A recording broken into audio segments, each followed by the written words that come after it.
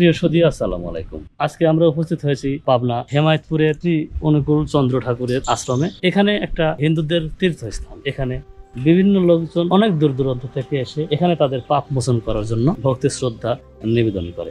এখানে দুটি সুন্দর মন্দির আছে, সেখানে এসে তারা পূজা অর্চনা করে। আমরা দেখবো মন্দিরগুলো। ততক্ষণ আমাদের সাথে থাকুন এবং পাশে থাকুন।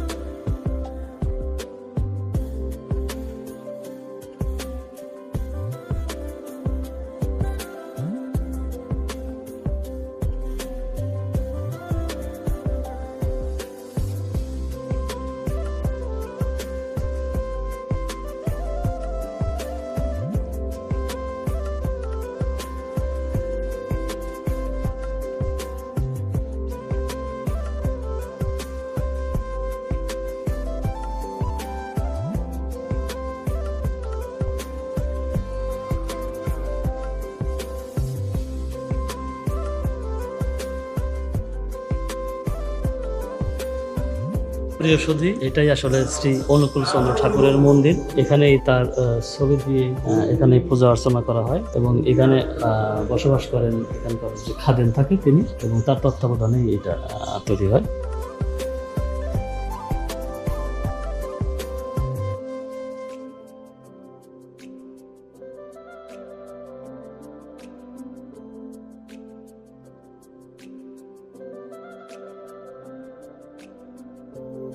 আসলে আজকে বন্ধের দিন এবং দুপুর 1:30 বাজে, তাই সবাই লাঞ্চে গেছে, তাই অনেক কিছুই আমরা বন্ধ পাচ্ছি। তো আসলে বলবো ব্যাড লাক। তো যতটুকু দেখানোর চেষ্টা করেছি, হয়তো ততটুকু দেখাতে পারছি না, তারপরেও চেষ্টা করছি আমাদের মতো করে।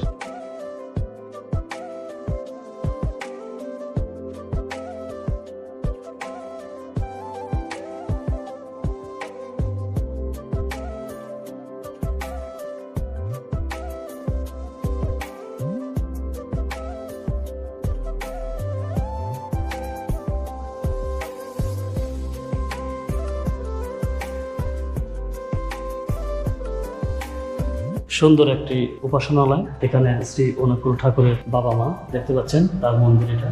আমাকে ঘুরে ঘুরে দেখতেছি।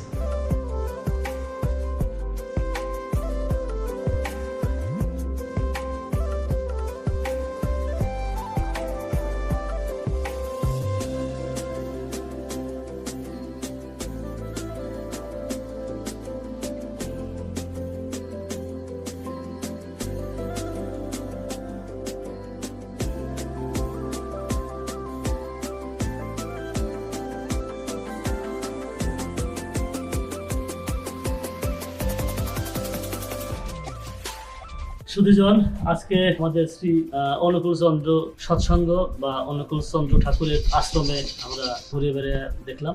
আর এটা হলো তার বাবা মায়ের আশ্রম। তো সব মিলে শুনশান এবং নিরব পরিবেশ, সুন্দর এবং পরিষ্কার পরিচ্ছন্ন। ভালো লাগলো। যাদের একটু নিরিবিলি বা গায়কী বা কবি মন নিয়ে বেড়াতে আসতে চান, তাহলে আপনারা এখানে আসতে পারেন। আর সব মিলে বলবো, চমৎকার একটা পরিবেশ। তো ছোট ভাই মহিনকে সাথে করে নিয়ে আজকে আমাদের পথ চলা। তো সবাই ভালো থাকবেন, সুস্থ থাকবেন এবং চ্যানেলটিকে সাবস্ক্রাইব করে পাশে থাকবেন, যাতে আমার চোখে আপনারা পুরো দেশ বলেন, বিশ্ব বলেন, আমরা আশা করছি আমরা সারা বিশ্বকেই আমার চোখেই সারা বিশ্বকে আপনাদের মাঝে তুলে ধরবো। তো সেটুকু পর্যন্ত আমাদের সাথে থাকবেন। সবাই ভালো থাকবেন, সুস্থ থাকবেন এবং চ্যানেলটিকে সাবস্ক্রাইব করে পাশে থাকবেন। আল্লাহ হাফেজ।